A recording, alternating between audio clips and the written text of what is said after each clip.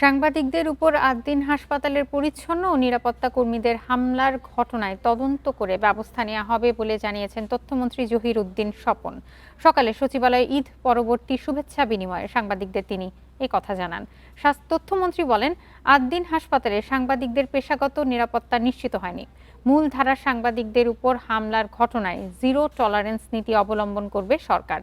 স্বরাষ্ট্রমন্ত্রীর সাথে আলোচনা করে ব্যবস্থা নেওয়ার কথা জানান তিনি। এ সময় তিনি আমদানি নির্ভর হওয়ায় আন্তর্জাতিক বাজারের সাথে সমন্বয় রেখে জ্বালানি তেলের দাম বাড়ানো হয়েছে বলেও জানান।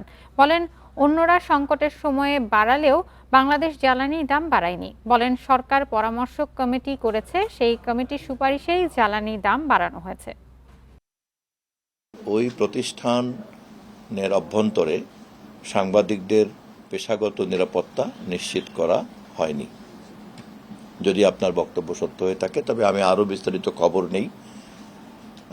একই সঙ্গে এই প্রসঙ্গে বলে রাখা দরকার যে গণমাধ্যমের কাজই হচ্ছে সব কিছুকে জনগণের সামনে ট্রান্সপারেন্ট করে তুলে ধরা, এবং সেই কাজ করার ক্ষেত্রে সহযোগিতা করাই হচ্ছে রাষ্ট্র এবং সমাজের সকলের দায়িত্ব।